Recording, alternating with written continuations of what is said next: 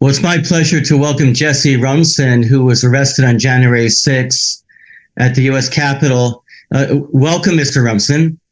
Hi, thanks for having me on. Yeah. So let me play a video so people can get caught up with a little bit information about what happened. Let me just share this here. Okay, here we go. Details the federal case against Jesse James Rumson, a Citrus County man who the FBI says online sleuths dubbed the sedation panda after he appeared in several video clips and photos posted online showing him donning a large headpiece that appeared to be from a panda costume. Now we have sedation panda, who made it very easy to identify him because he walks in with a panda suit, takes off his panda hat, and there he is. Multiple photos show Rumson wearing the headpiece, lifting up the panda head, and carrying it in his arms down the street. This surveillance video shows the moment rioters make their way through the Parliamentary Door at the Capitol. Moments later, you can see a person wearing a panda headpiece, who investigators believe to be Rumson, walk into the Capitol holding a flag and carrying a backpack. According to the affidavit, investigators say these video stills show the moment right before Rumson walks in, showing him hopping over railings and climbing the stairs. According to investigators, he was among the first 20 rioters to enter the door after its breach. We see now, 2 years later, arrests still being made. And it shows the government's kept their word to continue to locate, identify, and prosecute individuals involved in the January 6th riot at the Capitol. And what we see now is just another example of the government cracking down. After entering the Capitol, federal investigators say at one point Rumson appears to lose the panda headpiece. After that point, you can clearly see his face in the remaining photos and videos. The Citrus County Sheriff's Office helped federal authorities arrest Rumson Monday. In a statement, Sheriff Mike Prendergast writes in part, quote, "Our office will always partner with both our state and federal partners." Okay, I think we've seen enough. So, Mr. Rumson, first of all, were you there to overthrow the U.S., the government of the United States? Oh, not even close. Okay. Were you trying to prevent the Congress from voting on approving the very questionable election? Not at all. I actually like the Electoral College system and support it. Okay. Now, why were you wearing that panda costume? So at the time, I was raising awareness of the CCP invasion of Hong Kong. Mm-hmm. So, you wear something like that and you go to the Capitol and people want to talk to you. They want to ask you about it. You stand out, you look, kind of ridiculous. So people come up, they say, "Hey, what's with the head?" Then you get a chance to start telling them about the CCP invasion and how they're dismantling the Hong Kong government and they're renditioning out all the protesters and taking out their newspapers. And I wasn't wearing it to stand out or to raid in the Capitol or anything. You wouldn't wear something like that if you were planning on committing a crime. I mean, some people would say that America is becoming like Hong Kong. we have political prisoners, I would say, and we have speech that's being censored. And Hong Kong was largely free under the British rule, and of course the communist Chinese broke their promise to allow them to have freedom for 50 years. I guess it didn't fit their timeline. But okay, well, what happened? Tell us about what. Do you want to tell us about any details or your experience? What happened to you? I don't think they show in the news report you had an encounter with the DC police. What happened? Oh, yes. So I go down, I go to the Ellipse, I listen to Trump speak, and, at the end he tells you, go on down to the Capitol, have your voices peacefully heard. So like everybody else, I start walking to the Capitol. Mm-hmm. There's no signs, no officers, no anything. You walk right up onto the Miranda on the second floor, which is usually open to the public. I've been there a dozen times. And everybody's on the second floor. They're all singing, waving their flags, patriotic songs. I got the big silly hat on, so you can't, my field of vision is really obscured. So a door to my front right opens, and the door behind me opens, and I hear, "Come on in." So I'm thinking, oh my gosh, this is a secure building. There's no way that they're going to just break in. This has to be, bulletproof glass, magnetic locks. The only way I'm getting in is if they want you in. So I'm thinking, oh my gosh, they're going to let us in. They probably got a security checkpoint inside, and they're going to let us watch the votes. I'm thinking they're going to let you in the rotunda. So, I mean, the whole thing takes like 30 seconds before, you're in the building. So you don't have the time to sit there and ponder on the different things that might be happening. So I'm like, oh, neat. I'll be one of the first people, up in here and get welcomed in. So I go in, walk down to the end of the hall, and there's a bunch of riot cops, maybe about a dozen of them, and they're just standing there really intimidating. So I'm like, oh my gosh, maybe I thought wrong, that this isn't what they wanted. So I look behind me, people coming through the door. I can't just turn around and walk out. So I walk up to the cops, I put my hands up, and I tell them, hey, I'm not trying to be violent. I'm not trying to be anywhere I'm not supposed to be. I'm not trying to trespass. I surrender. I give up, like, whatever. I don't want to be confused with someone in here trying to commit a crime. So I've been part of this crowd all day. I don't think they want any violence, and I don't think you guys want to fight. So they start beating me over the head with batons, give me a concussion, pin me to the floor, and about a dozen of them just beat me while I'm pinned to the ground. They put their foot on my neck, and they're holding me down, but it's only me. It's not a fight between the crowd and the riot cops. It's just the riot cops beating me on the ground. So the crowd gets so upset at what they're seeing that they rush up, push the cops off of me, pick me up, and walk me outside. That's why in those pictures you can see I'm handcuffed afterwards. So I go outside, they pick my cuffs for me real quick, and now I've got a concussion. I'm in shock. I'm walking around the second floor. I've got videos where I'm yelling, tell the cops you love them. We're all brothers. Don't break anything. And as I'm walking around, they form a big police line, and they start walking forward and just beating people. So I'm on the line. I didn't realize that I'd gotten turned towards them. I get hit in the ribs. They crack one of my ribs, and as I lift my hand to block my head from getting smacked again, I brushed up against an officer's headpiece. And in that little 1 second brush up, they said I committed felony assault against an officer. So I managed to walk away from the Capitol. I make it all the way home. And then my story just continues to progress. For years afterwards, I guess they were turned on to me right away. And then for the next few years, they start surveilling me. They start driving by my house, taking pictures. You mean several months, right? No, years. Okay, well, it's been, what, 2 years? 2 years, yeah. So they picked me up in February of this year. Yeah. But right after the incident in the Capitol, they started surveilling me. So for those 2 years, they were following me around. They were taking notes every time I left my house. And I live on a dead-end street. So once you start seeing mysterious cars driving by all slow, all the neighbors pick up. You see them. It's not like they really have a place to hide. So they work with the sheriff's office in my local district, and they come and they put a tracer on my car so that they can tail me everywhere I'm going using GPS. They dress up like electrical workers, and they come out onto my power lines and they install 24-hour surveillance cameras so that they can monitor me 24 hours a day.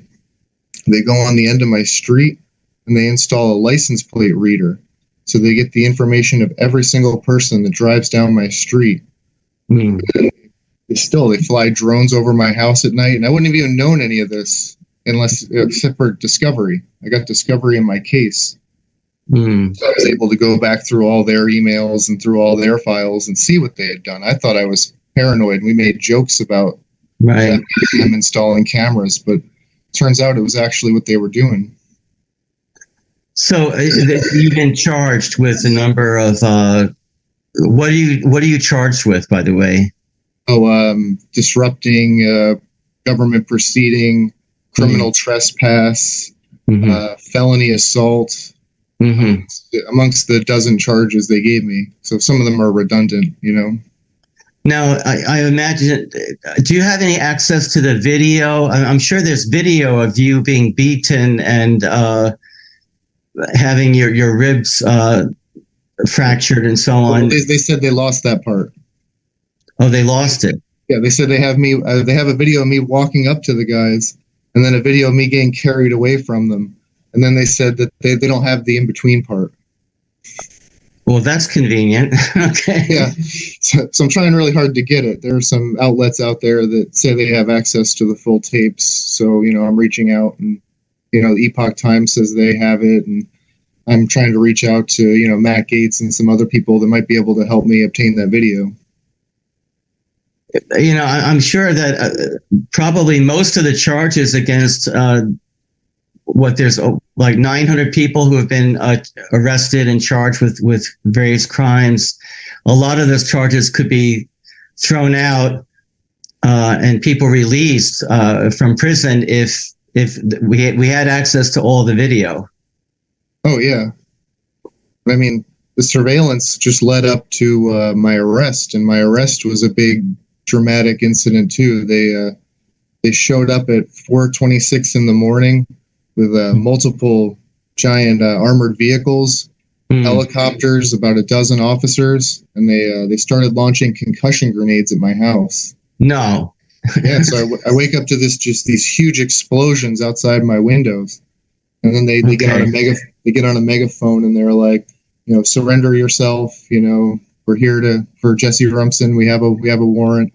So I run to my front door, walk out with my hands up to two armored SWAT teams coming up my front steps with green dot lasers pointed all over my chest. And then I ask, hey, can I see the arrest affidavit? Can I see the warrant? They tell me I'm not allowed to several times. And they handcuff me, stuff me in the back of a vehicle, take everyone out of my house, handcuff them, stuff them in vehicles. And my grandfather's next door. He heard the explosions, but he can't tell the difference between those and gunshots. He was under the impression that they came through my front door and killed me. Wow. So the warrant they gave me was blank, but they used that same warrant to go to his house next door and begin seizing his possessions. They bang on his door. He thinks I'm dead. He's crying. He's actually dying of cancer at the time, so he can barely move. They're banging on his front door. We need your cell phone. We need your computer. And it's just no justification for it at all. It's just the police state running wild, just doing whatever they please. It's absolutely disgusting. I mean, listening to your testimony, it's hard to believe that you're talking about the United States of America. Right. It sounds like Soviet Union or someplace. It's unbelievable. Yeah, that's what I thought. So you were arrested, and then now there are a lot of J6 people arrested who are in prison. Why are you not in prison right now, waiting trial?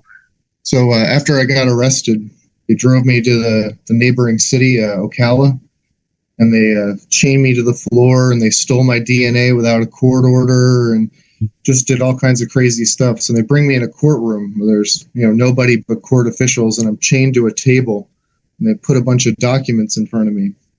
So I start flipping through the documents, and it says that they're holding me on a 14-day identification hearing. So they have 14 days to make sure that it's me in the documents they have. So they're going to ship me to DC for this and put me in a DC cell for those 14 days while they figure out if it's me or not. So I'm like, oh my gosh, they send me to DC. That's it. I'm never getting out. So start flipping through, and I call over the prosecuting attorney. I'm like, hey, come over here. And he gets up and he comes over, and I say, hey, how about in exchange for me waiving this 14-day identification hearing, I'll just admit that it's me in these documents in exchange for you not seeking my prosecution before my trial. So he made the deal. He said, yeah, sure, that sounds great with me. It saves me a bunch of paperwork. So the judge comes in, and he's like, hey, it says here you waived your, 1401 or whatever it is. And I was like, yes, under the deal that they don't seek my incarceration, that I'm allowed to walk out of here. So the judge gets all upset, starts yelling at the prosecution. Why would you make such a deal? Why would you? He was bent on taking me with him. So after he realized, what had happened, he announces, I reluctantly release you. So I'm all upset. No, I'm speechless. It's hard to believe that there's such animus on the part of judges towards American citizens who you are peacefully. I mean, it's almost funny. You're in a panda suit. I don't think you can do too much damage in a panda costume. Yeah. Well, I actually think that panda head saved my life. I was wearing it when they struck me over the head several times. Yeah. I got a concussion through the panda head. Right. And that's a big foam mascot head. If I hadn't worn that, I would have been Roseanne Boylan. They would have split my head right open, and I would have had blood all over the hallways of the Capitol. Right. So, dressing like a silly buffoon, I guess, wound up helping me at the end. Yeah, that's right. Now you have an attorney, and can you tell us a little bit about the progress of your case and what your attorney is doing to defend you? Well, I got Pierce Law. I met John Pierce. He was one of Kyle Rittenhouse's lawyer, big famous lawyer. He came. We had lunch a few times. I told him my story. He agreed to take my case, and he's one of the only big name lawyers that are taking January 6th cases. So he wound up having about, I think, 34 or 35 of them. Right. He was also Dominic Pizzola's lawyer for the Proud Boys trial, the only guy who didn't get seditious conspiracy. So I get him, but like I said, they've got 35 other people. So it's like my trial's not till February. I feel like they've got so much of a workload ahead of them that I kind of get put on the back burner a bit. But I'm optimistic about certain motions I'm going to be making in the court. I've got a few dismissal terms coming up. They falsified some evidence against me. They've lied to the judge already, and I've caught them in these lies. They're also refusing to give over exculpatory evidence. They're refusing to let me know who turned me in, which is, the right to face your accuser, and all kinds of other violations that in any normal court would 100% mean dismissal. But since this is a DC J6 court, I probably will have to stand trial, but we'll see when it comes. I mean, this is hard to believe. It's hard to believe that this is happening in America. I just can't. I don't even know what to say. I just can't believe that this is going on in our country, and it is so horrible and depressing, actually. Unfortunately, but it looks like you're standing up and you're. What are you up to, by the way? I understand you're running for an office. Is that true?